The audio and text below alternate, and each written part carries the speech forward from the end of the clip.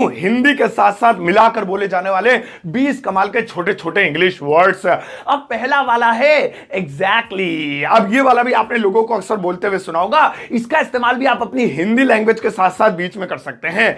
Exactly का हिंदी में मतलब होता है हां सही बात है, हां सही बात है। मतलब सामने वाले ने आपसे कोई बात कही और आप उसकी हां में हां मिलाना चाहते हो, आप ये कहना चाहते हो तुम सही कह रहे हो भैया, तो आप कह सकते हो एग्जैक्टली। मैंने कहा यार आज गर्मी बहुत है, एग्जैक्टली यार तू सही कह रहा है। तो देखा हिंदी बोली लेकिन एग्जैक्टली वर्ड बीच में चिपका दिया। यार वो सरताज सर वीडियो बड़ी जहरीली बनाते हैं। एग्जैक्टली भाई मैं तो उनकी वीडियो देखता हूं। तो सही है, पहला है एग्जैक्टली। नेक्स्ट वाला देखो, और भाई साहब नेक्स्ट वाला है ऑब्वियसली। अब ये ऑब्वियसली भी बहुत ज्यादा पॉपुलर है, गर्ल्स तो बहुत ज्यादा बोलती है ऑब्वियसली राहुल, ऑब्वियसली ये, ऑब्वियसली मतलब मैं ज्यादा बह रहा हूं। अब ऑब्वियसली इसका मतलब होता है हां सही बात है, हां सही बात है। और ये वो जब हमने पहले सीखा था ना एग्जैक्टली उसी का ही भैया है। मतलब आप इसकी जगह उसे, उसकी जगह इसे भी बोल सकते हो।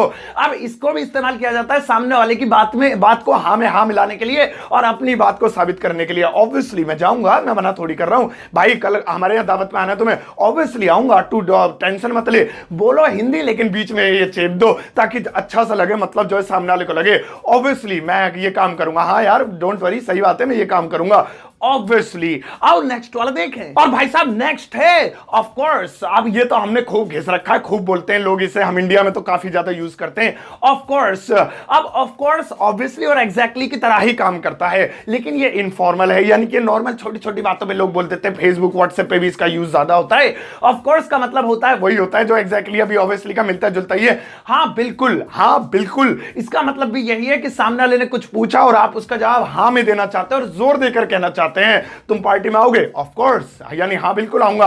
हिंदी भी थोड़ी सी जोड़ दो, ऑफ कोर्स मैं आऊंगा, तू रोक लेगा क्या? और भैया खाना खाओगे मेरे साथ, ऑफ कोर्स मैं भरूंगा, भूखा हूं। और भैया हमारे साथ मॉल चलोगे, ऑफ कोर्स, लेकिन मेरे पास पैसे नहीं है, लेकिन तुम्हें देने पड़ेंगे, तो ऑफ कोर्स हाँ बिल्कुल सही है। नेक्स्ट वाला देखो, और भाई साहब नेक्स्ट वाला है मे बी एंड परहैप्स। ये दो वर्ड्स हैं, एक साथ मत बोल देना, मे बी परहैप्स। मतलब आप इनमें से किसी भी एक का इस्तेमाल कर सकते हैं। मे बी भी बोल सकते हैं, परहैप्स भी बोल सकते हैं। फॉर्मल तरीके से बोलना है ऑफिस में जरा सा झाड़ने के लिए तो परहैप्स, यार दोस्तों से बोलना है फेसबुक व्हाट्सएप पे तो मे भी बोल सकते हैं। इन दोनों की हिंदी होती है शायद।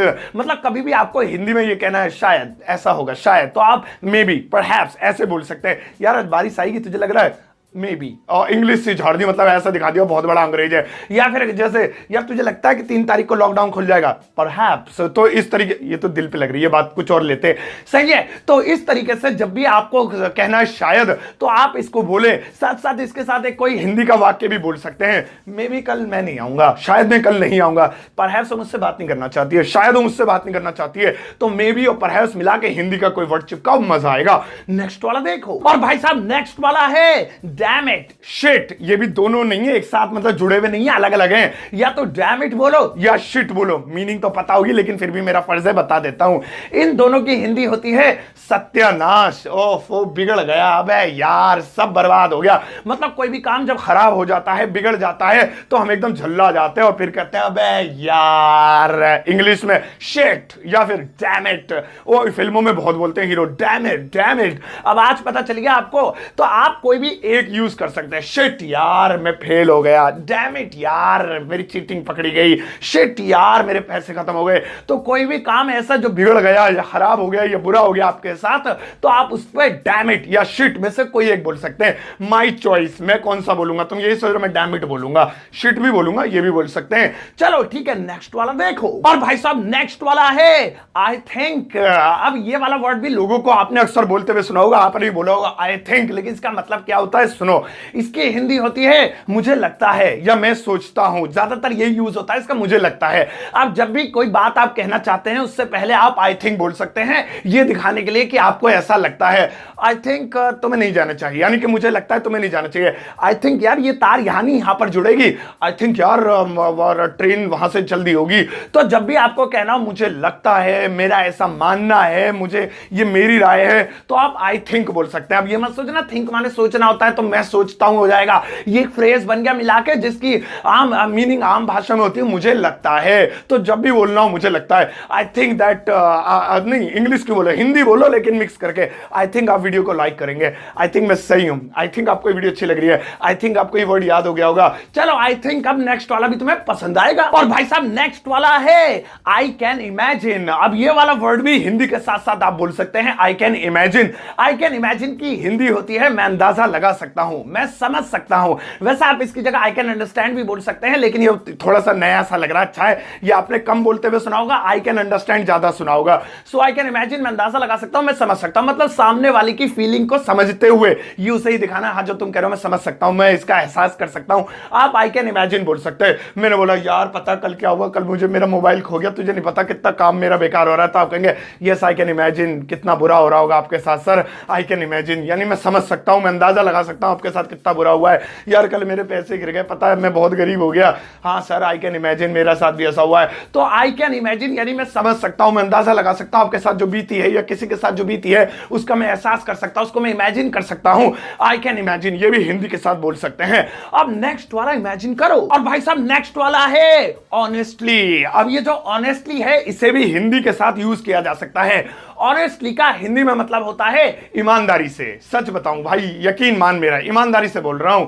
अब ऑनेस्टली कैसे यूज कर सकते हैं, किसी भी चीज को आपको सामने वाले को भरोसा दिलाना है, आपको कहना है भाई यकीन कर ले, प्लीज मान ले, तो आप ऑनेस्टली बोल सकते हैं भाई ऑनेस्टली बता रहा हूं ये चीज मुझे इतने की पड़ी और इतने की तुझे दे रहा हूं, भाई ऑनेस्टली बता रहा हूं मैंने कभी जिंदगी में कोई झूठ नहीं बोला, ओ भाई साहब ये सस्ता लगा दो, भाई ऑनेस्टली बता रहा हूं इतने का ही आ रहा है ये, तो ऑनेस्टली बता रहा हूं यानी ईमानदारी से बता रहा हूं, ऑनेस्टली कह रहा हूं ईमानदारी से कह रहा हूं। तो आप अपनी हिंदी भाषा के साथ इसको चिपका के यूज करें। अब ऑनेस्टली मुझे बताना क्या आपको ये वर्ड समझ में आया होगा, कमेंट बॉक्स में मुझे जरूर बताना, ठीक है। अब आप जाओ घूमो फिरो व्हाट्सएप पे कह दो ऑनेस्टली मैं तुझे ब्लॉक करना चाहता हूं, ऑनेस्टली यार एक बात कहूं, ईमानदारी से एक बात कहूं, आई हेट यू, ऐसे बोल देना, ठीक है, पर चप्पल नहीं पड़नी चाहिए ऑनेस्टली। अब नेक्स्ट वाला देखो। और भाई साहब नेक्स्ट वाला है लीव इट या फिर let it be. Leave it या लेट इट बी जोड़ कर नहीं बोलना, leave it let it be, इनमें से कोई एक यूज करना है, या तो लीव इट बोल दो या लेट इट बी बोल दो। इनकी हिंदी सुनो फिर यूज बताता हूं। इनकी हिंदी दोनों की हिंदी होती है जाने भी दो या जाने दो, देखा जाएगा, या जो हो रहा है होने दो, जाने दो जाने भी दो। अब कोई भी काम आप जिसको इग्नोर करना चाह रहे, जान दे रहने मरन दे, सो लीव इट यार, छोड़, लेट इट बी, जो हो रहा होने दे, हमें क्या है, जान दे। इस तरीके से क्या जान जान नहीं मांग रहा, जाने दे, मतलब हमारी भाषा में बोलते जान दे, चल बट मरन दे पर एकू।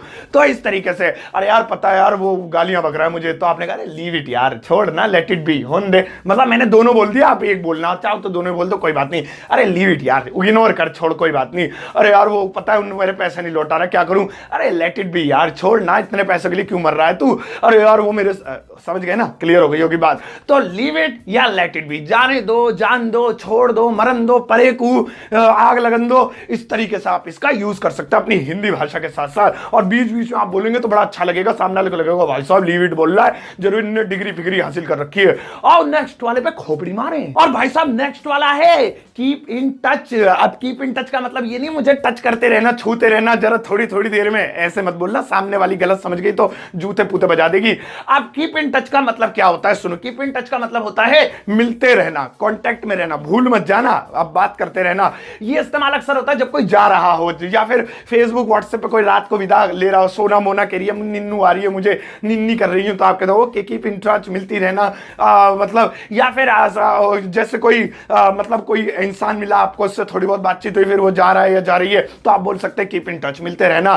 तो इस तरीके से आप इसका इस्तेमाल हिंदी में भी कर सकते हैं। अरे यार कीप इन टच, ठीक है मैं तुम्हें कल मैसेज करूंगा, ओके ठीक है कीप इन टच भाई, मिलेंगे फिर दोबारा। तो ऐसा आप इसका यूज कर सकते हैं। आओ अब, और आप भी मुझसे कीप इन टच रहा करो। नेक्स्ट वाला देखो। और भाई साहब नेक्स्ट वाला है फॉर्चुनेटली एंड अनफॉर्चुनेटली। ये भी दो अलग अलग है, एक है फॉर्चुनेटली, एक है अनफॉर्चुनेटली। ऐसा लगता है फॉर्चून तेल की बात कर रहा हूं, रिफाइंड ऑयल जो आता है, नहीं नहीं ये अलग चीज है। Fortunately and unfortunately. अब फॉर्चुनेटली का मतलब होता है किस्मत से, यानी कि अच्छी किस्मत से, और अनफॉर्चुनेटली का मतलब होता है बदकिस्मती से, ठीक है, यानी दुर्भाग्य से, वो है भाग्य से, दुर्भाग्य से।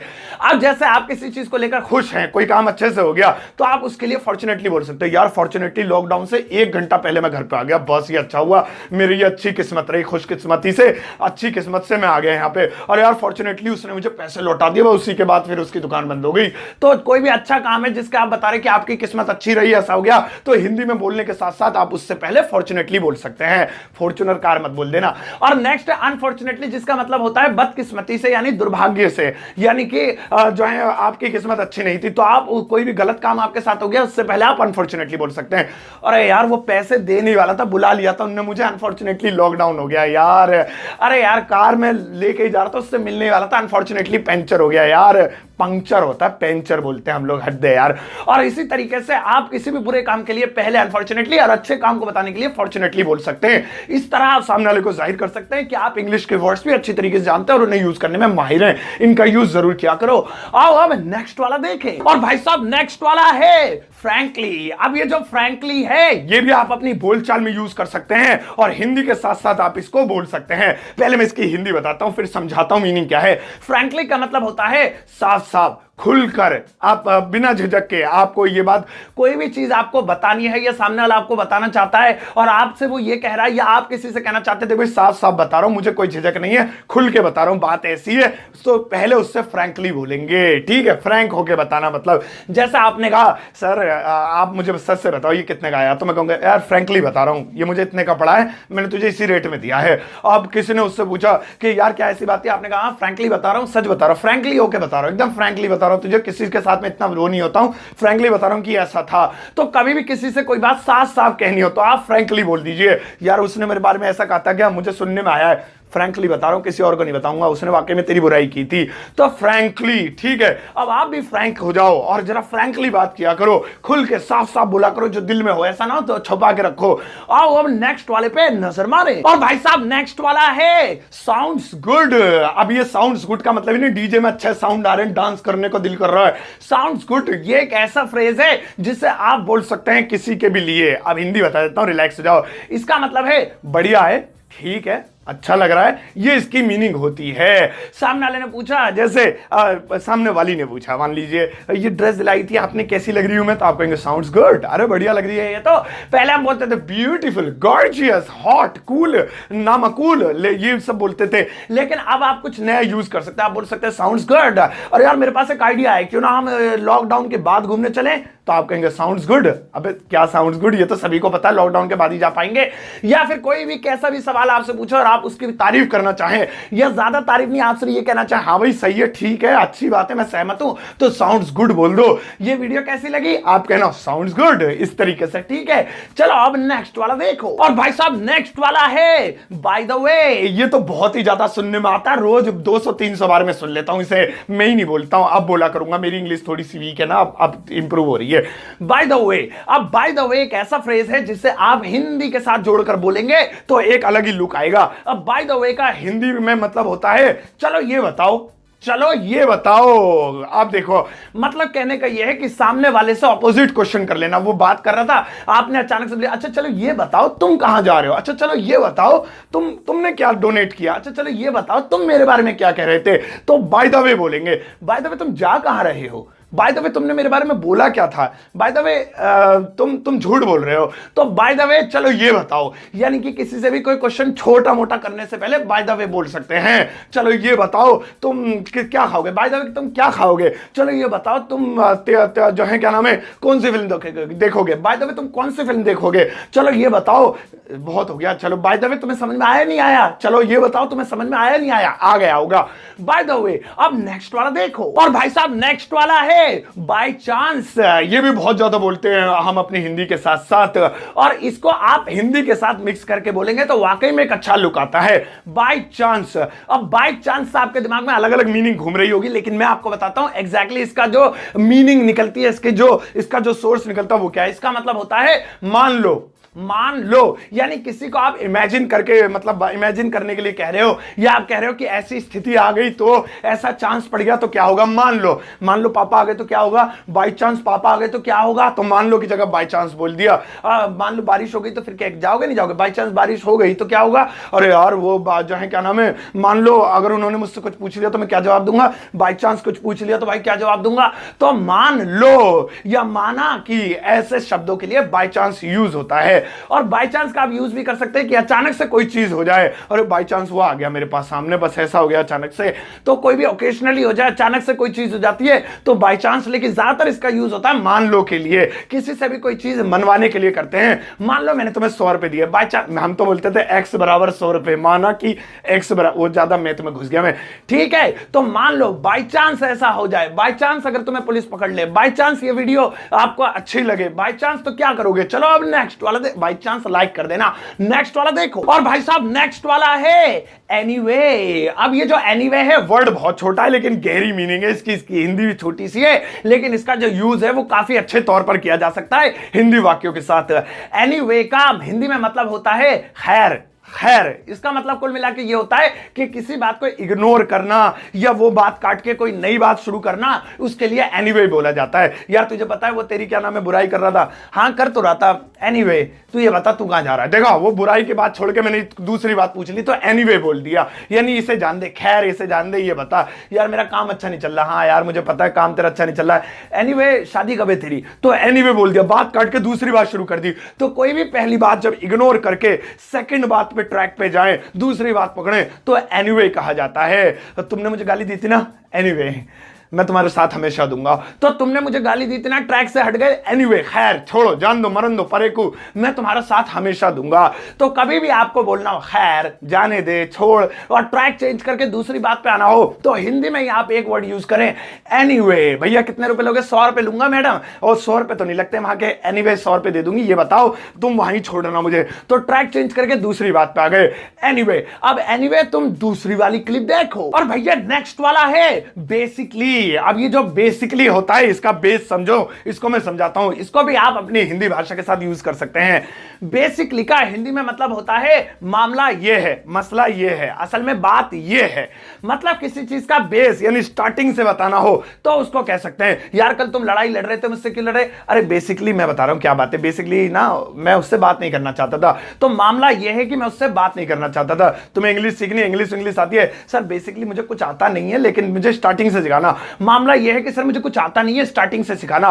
तो कोई भी चीज आप जब ये बोलना चाहे असल में बात यह है, एक्चुअली में शुरुआत यहां से हुई थी, तो बेसिकली बोलेंगे, ठीक है। और एक दो एग्जांपल दूं, अरे बेसिकली सर मुझे जो है यहां रहते हुए 3 साल हो गए लेकिन आज तक मेरी लड़ाई नहीं हुई।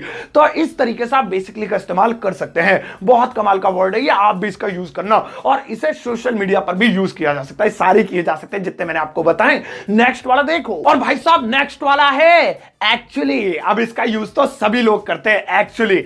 एक्चुअली ये एक ऐसा वर्ड है जो बहुत अच्छा लगता है किसी भी लैंग्वेज के साथ। आपकी जो भी मदर लैंग्वेज है, मेरी हिंदी है, आपकी पंजाबी, गुजराती, मराठी, उर्दू या कोई भी संस्कृत वगैरह जो भी आप बोलते हैं, उसमें एक्चुअली मिलाकर बोले तो काफी अच्छा लुक आता है। एक्चुअली का मतलब होता है असल में, यानी मुद्दे पे आना, यानी खास बात बताना, उसका मोटिव क्या था, तुम यहां आए क्यों? एक्चुअली सर मुझे आपसे कुछ बात करनी थी, असल में मुझे आपसे कुछ बात करनी थी। तुमने कल खाना क्यों नहीं खाया? एक्चुअली सर मेरे पेट में दर्द था, असल में सर मेरे पेट में दर्द था।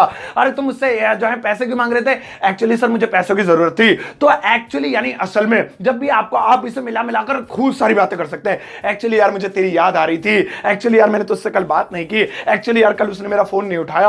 अब एक्चुअली खूब सारी चुल मचाओ इससे, और नेक्स्ट वाले पे थोबड़ा मारो। और भाई साहब नेक्स्ट वाला है ओ आई सी। फिल्मों में भी बहुत बोलते हैं ओ आई सी, मोनिका ऐसा हो गया क्या? अब ओ आई सी ये देखो दिखने में तो अजीब सा है लेकिन इसकी हिंदी होती है अरे अब मैं समझा, या फिर ओ ऐसी बात है क्या, अरे अब मैं समझा, या ऐसी बात है क्या। मतलब आपको कोई चीज अचानक से समझ में आ जाए, आपको उसका लॉजिक समझ में आ जाए तो आप उसके लिए बोलेंगे ओ आई सी। सही है। अब जैसे आपको बोला, मैंने आपसे कहा अरे भैया वो कल जो आया था ना यहाँ पे वो हमारे चाचा जी हैं, तो आप कहेंगे ओ आई सी, तभी वो नाच रहे थे आपकी तरह। या फिर आपको कोई भी बात समझ में आए तो आप कहेंगे ओ आई सी, अच्छा अब मैं समझा, अच्छा ये बात है, ओ आई सी, तभी तुम पैसे मांग रहे थे। अब आईसीयू मत बोल देना, गलत हो जाएगा। आओ नेक्स्ट वाला देखें। और भाई साहब नेक्स्ट वाला है हार्डली। अब ये हार्डली इतना हार्ड नहीं है जितना ये हार्ड देखने में लग रहा है। हार्डली, ये भी एक ऐसा शब्द है जिसे आप खूब यूज कर सकते हैं हिंदी के साथ।